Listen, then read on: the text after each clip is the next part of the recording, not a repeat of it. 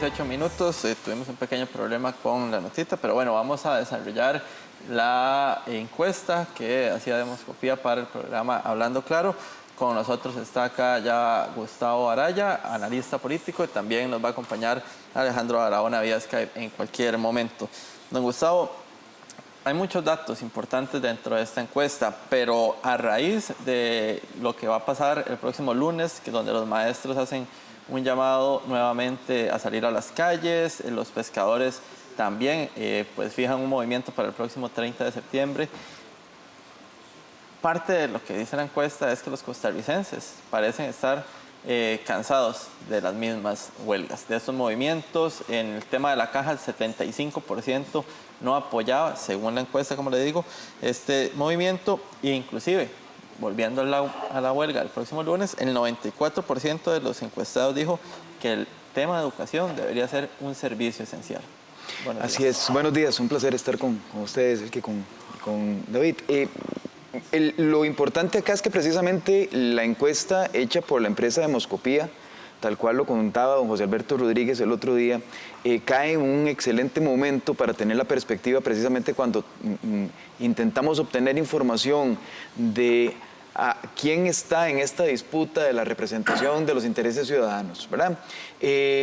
Porque lo que está sucediendo del lado sindical, precisamente como usted bien apunta, no necesariamente está contando con el apoyo popular. De acuerdo con la encuesta, prácticamente 7 de cada 10 personas dicen sentirse perjudicadas por las acciones que realizan los sindicatos. Habiendo también contado con datos del Instituto de Investigaciones Psicológicas de la Universidad de Costa Rica, que para este año indicaban que la ANEP es la organización con mayor cantidad de actividades, juntándolo con este dato, podría uno decir perfectamente que entonces es la ANEP la que mayor cantidad de acciones que perjudican a la ciudadanía ha venido realizando. Entonces eso hay que tenerlo en consideración, porque no solamente se trata de que la mayoría de la población se vea afectada efectivamente por los temas, digamos, por las acciones sindicales, sino que también hay que tomar en consideración que al igual que otros actores políticos, como puede ser perfectamente el presidente de la República, que no necesariamente goza del favor popular, también figuras como don Albino Vargas, que es el secretario general de la Asociación Nacional de Empleados Públicos, tiene a su haber, cuando se le pregunta a la población cuál es la primera palabra que se le viene a la mente para describirlo, un 86% de las ocasiones de las personas indican palabras negativas. Entonces esto quiere decir que también hay un bajísimo apoyo a la figura no solamente de los procesos que realizan los sindicatos, sino también a los liderazgos, y en este caso, en uno muy particular, que tiene la población una opinión muy negativa de parte de la ciudadanía. Vamos a aprovechar también para saludar a Alejandro Barahona, quien está con nosotros vía Skype, e introducirlo en este diálogo, ¿verdad?, que estamos analizando la encuesta de Demoscopía. Como decía don Gustavo, precisamente está perdiendo peso, el gremio sindical está perdiendo peso, los movimientos que se están haciendo. Quizás, tal vez, don Alejandro, por la frecuencia también se resta seriedad y compromiso, además de lo que afecta, ¿verdad?, a los usuarios que transitan por las carreteras, que viajan a sus trabajos, o incluso las personas del sector salud, por ejemplo, que desean trabajar.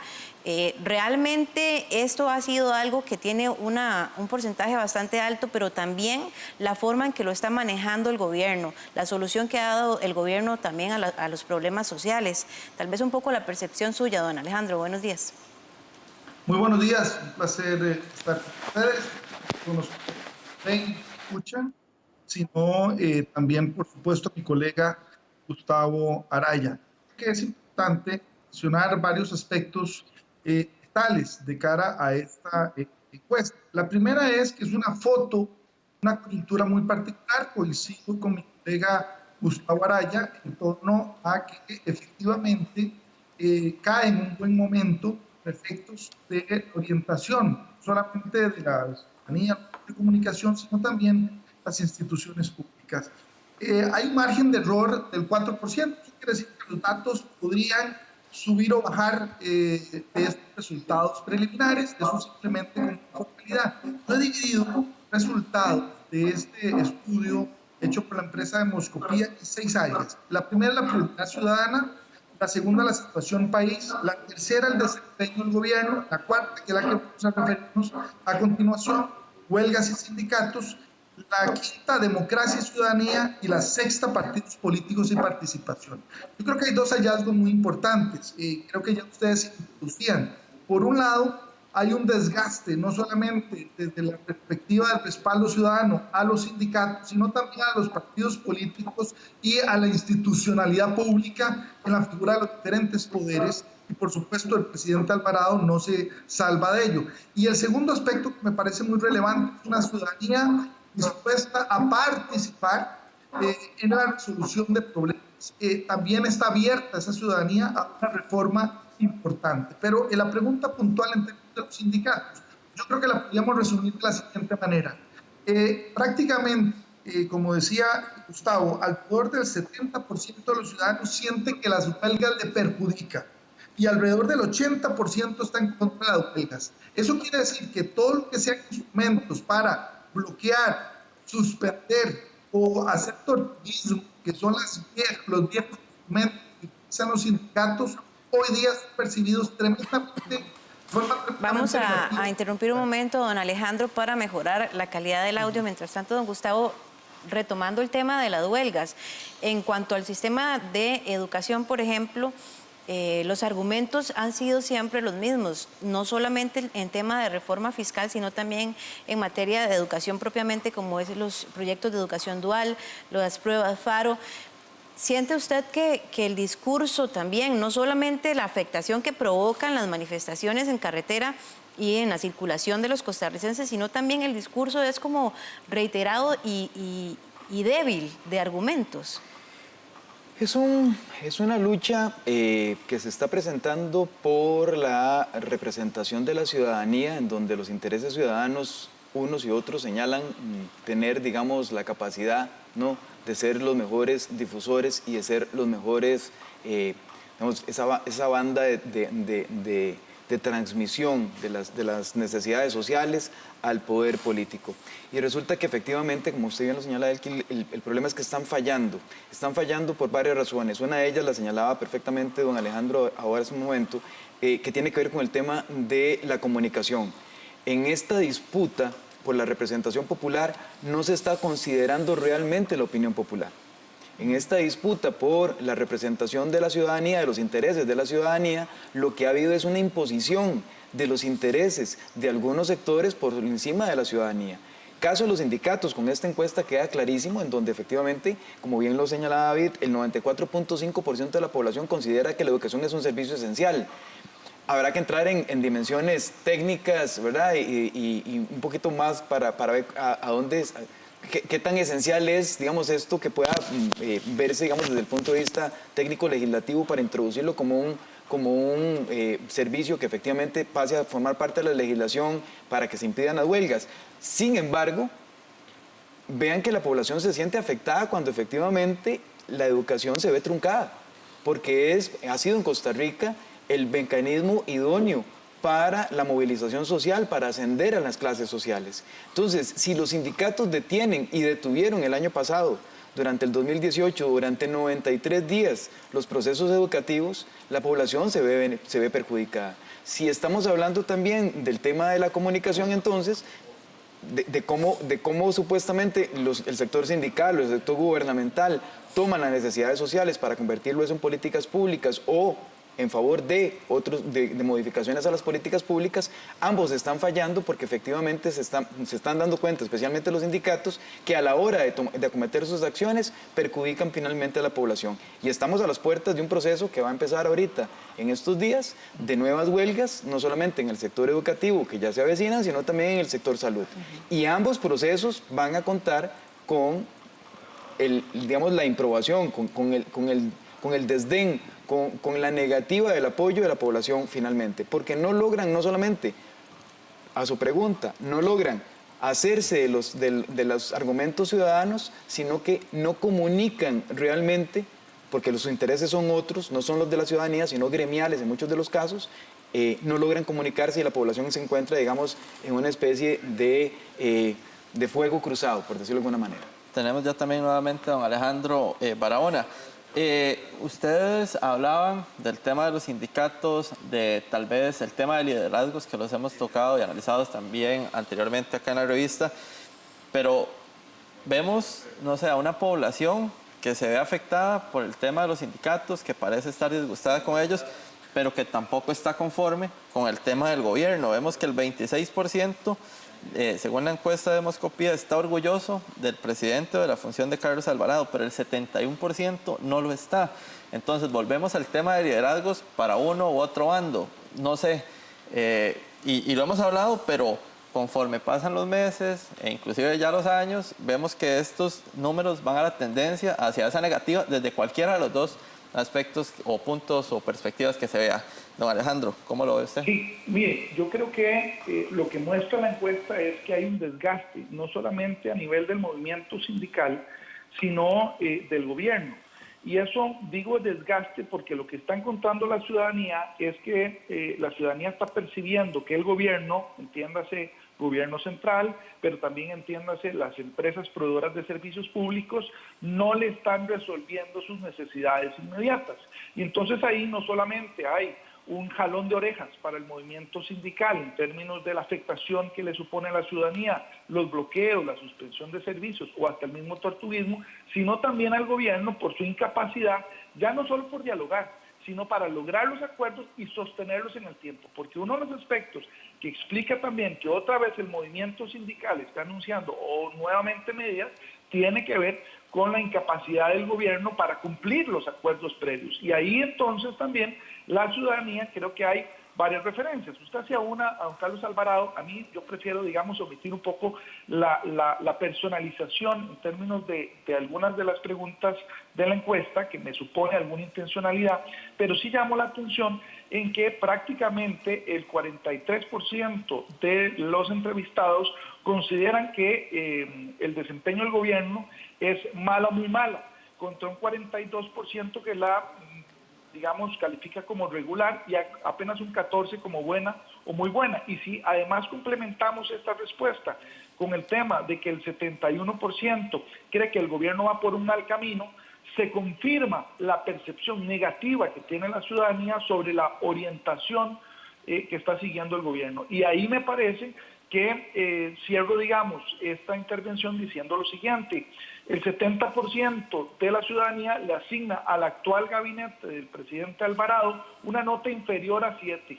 O sea, está quedado el gabinete. Apenas un 14% le da un 7 y otro 14% le da un 8 o más, lo cual debería implicar a nivel del gobierno la capacidad autocrítica de revisarse, analizarse y hacer los ajustes necesarios para que efectivamente el gobierno reflote y tenga capacidad ya no solo de diálogo, sino también de credibilidad con la ciudadanía y con los sectores con los que se tiene que sentar a negociar, no solo bilateralmente, o sea, el gobierno con cada sector, sino de cara a un diálogo nacional. Y eso era lo que el presidente Alvarado había anunciado en su informe de labores de mayo, cuando dijo que en menos de un mes, creo que ya se le pasó el tiempo, iba a convocar a un Consejo Consultivo Económico y Social que permitiera aglutinar los diferentes sectores para negociar y alcanzar acuerdos, así como darle seguimiento. Creo que ahí hay elementos que nos permiten entender un poco el pesimismo de la ciudadanía, especialmente, y ahí dejo introducido para más adelante, cuando vemos cuáles son las prioridades ciudadanas y cómo tanto el Ejecutivo como la Asamblea Legislativa no están trabajando en torno a esas prioridades ciudadanas. Encadeno lo del gabinete que decía don Alejandro con un trasfondo desgastado que existe en el país también. Yo creo que ante la situación que está viviendo el país, ningún gobernante, ningún gabinete, ni ningún gremio sindical podría tener una buena calificación si el costarricense está pidiendo soluciones. Y ante una situación, por ejemplo, mencionábamos antes educación, hablemos ahora de salud, las grandes listas de espera que el gobierno no ha logrado solucionar, además también la contratación de médicos especialistas, es algo que está afectando directamente al asegurado, al costarricense, al 100%, en donde incluso ya de por sí está molesto de tener que esperar muchísimo tiempo por ser atendido, y lo que entorpece además y viene a aportar a ese problema, a esa crisis, el tema de las huelgas, ¿verdad? Porque muchos costarricenses lo que se han quejado recientemente es: tenía mi cita que esperé meses, años, logré llegar y no me la dieron porque están en huelga y me la dieron para meses, años todavía después. Creo que es un malestar completamente justificado y que realmente es eso lo que ni siquiera está aportando en nada a las soluciones ni a lo que están haciendo los protagonistas. Sí, eso, el que usted menciona es sustantivo porque tiene dos grandes dimensiones. La primera de ellas es que efectivamente, como usted bien lo señala, no solamente es un tema de liderazgos,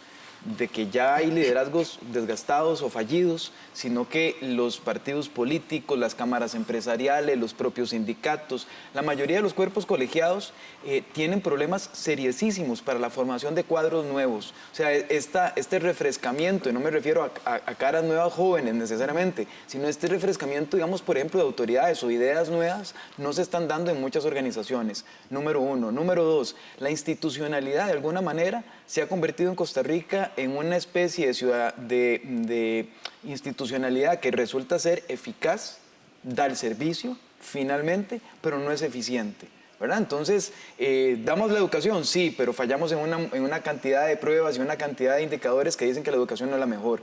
Tenemos el mejor sistema de salud a nivel mundial, probablemente uno de los mejores sistemas de seguridad social a nivel mundial. ¿Le damos el servicio que la ciudadanía se merece? No, no se lo damos. ¿Tenemos las mejores universidades? Probablemente sí. ¿Que sean el mejor modelo? No necesariamente, etcétera, etcétera. Eso pasa en la cotidianidad.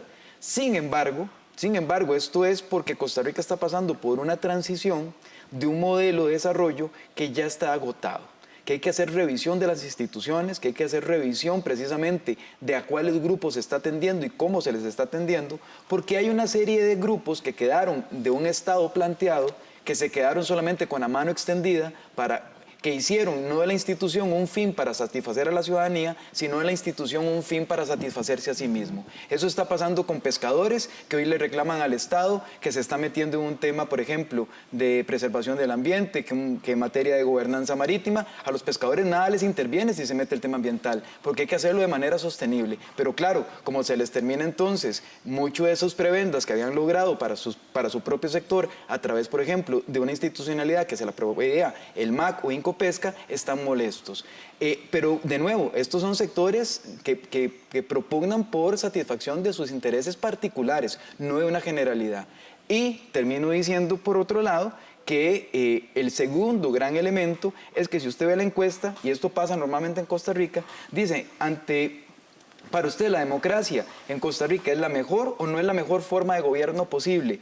La mayoría, un 66%, 2 de cada 3 costarricenses dicen sí es la mejor opción. O sea, este régimen vale la pena, este sistema vale la pena. Tenemos una institucionalidad robusta, tenemos un modelo de Estado envidiable para muchos otros comparativamente a nivel mundial. Pero tiene que modernizarse. Pero tenemos que pasar esta transición dolorosa en donde tenemos que mejorar la calidad de los servicios y tenemos que dejar de darle, como siempre, la atención a grupos que están acostumbrados a solamente recibir prebendas, pescadores, taxistas y demás, que han logrado vivir a través de un modelo de Estado que ya se terminó ese modelo de Estado y darle paso a otro modelo de Estado para poder satisfacer también a otras nuevas economías, a otros nuevos usos, a otros nuevos usuarios. Don Alejandro, don Gustavo, una parte interesante de esta encuesta dice también que el 62% de los costarricenses se siente poco informado. No sé, en una época donde hay redes, hay, no sé, miles de medios por todo lado, sin embargo, el costarricense se siente poco informado. Es un tema preocupante, no sé si es desinterés del costarricense o el costarricense, no sé, se cansó de los medios de comunicación porque pues unos tienen intereses, otros no, y ahora todo eso es muy visible. No sé, ¿cómo lo analizan ustedes? Porque es un 62% que se siente desinformado de lo que sucede en el país. Don Alejandro. Mire, déjeme, antes de contestarle la pregunta, plantear lo siguiente. Hemos omitido hasta ahora un elemento que es vital para poder encadenarlo con lo que Gustavo estaba señalando. ¿Cuáles son las prioridades que en este momento tiene la ciudadanía? Un 36% dice que el costo de la vida, un 22% dice que el desempleo, la inseguridad un 11%, y todas las demás están por debajo de un 7%. Y entonces cuando vemos lo que está haciendo el gobierno, entiéndase el Ejecutivo y el Legislativo, entendemos que realmente no se está dedicando a esas prioridades ciudadanas. Y si eso lo unimos a una pregunta que está un poquito más abajo de la que respondía o introducía Gustavo, el 52% de la población se siente en capacidad para presionar y mejorar el rumbo del país, pero hay un 46% que no se siente en capacidad de poder presionar para mejorar el rumbo del país. Entonces, ya no solo es un tema de calidad de los servicios o continuidad de los servicios, también implica que lo que está viendo la ciudadanía es que el sistema político, aunque es el democrático el mejor, no le está atendiendo sus prioridades y no se siente en capacidad para lograr incidir. Y eso me parece que es un tema que también va de la mano con la representación política, porque también la encuesta señala que alrededor del 65% de los ciudadanos no se siente representado por los actuales diputados, que son los que están legislando, y alrededor del 85% cree que hay que hacer reformas para elegir diputados. En resumen, efectivamente tenemos un lado muy positivo, es que 2/3 partes de la ciudadanía cree que el sistema democrático es el mejor, pero una tercera parte que no está considerándolo así, y no lo está considerando porque está evaluando los resultados que el mismo sistema político le está dando como ciudadano. Y ahí, cierro con esto, los partidos políticos, el mismo Tribunal Supremo de Elecciones, tiene mucha responsabilidad, pero hay una luz, digamos, al final del túnel, si me permiten introducirlo, y es que casi el 90% de los costarricenses cree que mediante consulta popular directa, entiéndase referéndum, está dispuesto a participar en la toma de decisiones y solucionar parte de los pendientes que el sistema político como tal no ha logrado resolver. Ese es un elemento que permitiría canalizar por la vía democrática no solo el descontento, sino la responsabilidad ciudadana en participar en la resolución de los problemas nacionales. Quería mencionar en estos pocos minutos que nos queda también, don Gustavo, lo que precisamente menciona don Alejandro, y es esa representación, ¿verdad? No existe ni comunal, ni provincial, ni nacional, realmente figuras de peso que le hagan al costarricense creer en que va a tomar una decisión adecuada. Con esto también hacemos un aporte al tema de la democracia. Ya la gente no quiere salir a votar. Y no quiere salir a votar no porque no crea en la democracia, como dice la encuesta, sino porque no cree en las figuras que representan la democracia, porque sienten que no tienen a quién elegir, porque al parecer no hay partidos políticos fuertes que realmente propongan esas soluciones que el país necesita y que usted hablaba antes. Sí, en esto es fundamental un elemento importantísimo que en encuestas se señala que me parece que es alarmante. Normalmente a los procesos de elección, por ejemplo, municipales, es donde mayor cantidad de abstencionismo se presenta. Pero también, si uno suma eso a las puertas, estamos en agosto, prácticamente ya septiembre, estamos a las puertas del que inicie de nuevo el proceso de elección municipal para este mes de octubre, que se haga la convocatoria por parte del Tribunal Supremo de Elecciones. Y nos encontramos con que si de todas maneras es baja la población que vota en las municipales, y como bien se decía al inicio de este bloque informativo, que hay un 60% de la población que dice que no está con ningún partido político, aquí hay un clarísimo llamado de atención precisamente a estas organizaciones en particular. Y es por lo que usted señalaba, que son 3 elementos fundamentales. El primero, hay un abandono normalmente de los partidos políticos a la formación de nuevos cuadros dirigentes, ¿verdad? Antes se utilizaba no solamente el mecanismo partidario, sino, digamos, las grandes fundaciones que han financiado los partidos políticos, sean de corte socialdemócrata, sea de corte social cristiano a nivel mundial, o democracia cristiana, perdón. Entonces, ¿qué estamos viendo? Estamos viendo una y otra vez repetirse candidatos, no solamente en las alcaldías, sino también repetirse otra vez en las elecciones nacionales. Si uno se devolviera en el tiempo, va 20 años atrás, se encuentra más o menos planteadas las mismas candidaturas en los partidos políticos que lo que aparecería en una papeleta. Pareciera que las papeletas no se mueven, número 1. Número 2, los planteamientos programáticos de los partidos, la oferta política de los partidos políticos no es la oferta política adecuada para la ciudadanía. Probablemente los partidos políticos estén hablando de otros temas que a la ciudadanía no les está interesando o no les está haciendo una convocatoria realmente para participarlos. Los partidos políticos tienen que hacer una revisión de cuáles son los temas prioritarios para el país. Si no, vamos a seguir hablando dos idiomas diferentes y la población se va a sentir absolutamente desinformada porque lo que escuchan los medios de comunicación no va con ellos, ¿verdad? Y número 3, la canalización de demandas sociales. Teníamos partidos políticos hace 20, 30 años que tenían grupos femeninos, que tenían grupos de juventud, que tenían grupos cooperativos, que tenían grupos sindicales, que tenían grupos solidaristas, que tenían agricultores, que tenían empresarios, etcétera, etcétera, etcétera. Hoy los partidos políticos quedaron vacíos. Hoy los partidos políticos son maquinarias electorales al favor de algunas candidaturas en especial que se replican y se replican en el tiempo y no necesariamente han sido los excelentes canalizadores de demandas sociales que eran antes, en donde había participación de la sociedad. Y entonces, efectivamente, cuando hay participación directa, que es lo que señalaba Alejandro, en donde la población no se siente en la capacidad de intervenir en las políticas públicas, lo que tenemos es un disocio. Lo que tenemos son, como decía don Luis Antonio Sobrado, el presidente del Tribunal Supremo de Elecciones, tenemos unos partidos políticos desenchufados de la realidad política costarricense. Don Gustavo, lo interrumpo porque en ese sentido lo que usted dice lo vemos en estas elecciones municipales. ¿Cuántos partidos se fusionan y cuántos partidos también representan candidatos que en este momento son regidores incluso de otro partido político? Hay un caso, por ejemplo, en San Ramón de un candidato del PAC para estas elecciones que hoy es regidor del PLN, por ejemplo. ¿Cómo desestabiliza eso un partido?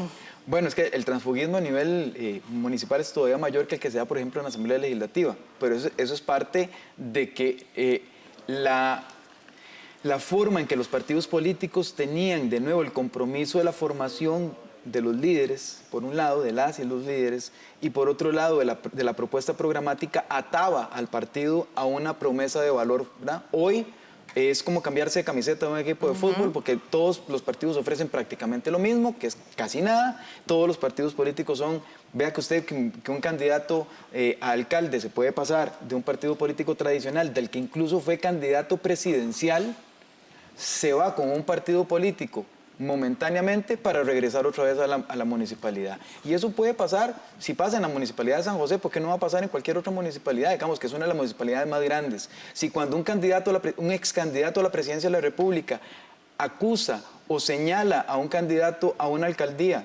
para que retire su nombre, pero lo hace para concentrar la atención en ese candidato, para pasar por alto las otras denuncias que existen sobre otras candidaturas, efectivamente esto se trata de un juego político que ante la ciudadanía es un juego al que no quiere participar, al que no se siente en la capacidad de participar y al que, como bien lo señala Alejandro, si tuviera la oportunidad de hacerlo de manera por iniciativa popular directa, lo haría, intervendría. Y uno de los pasos que me parece que empezaremos a tener ya razones suficientes o motivos suficientes es precisamente porque en estas elecciones, me parece, estas 2020 y 2022 son un parteaguas para la democracia y estamos jugando ya con fuego.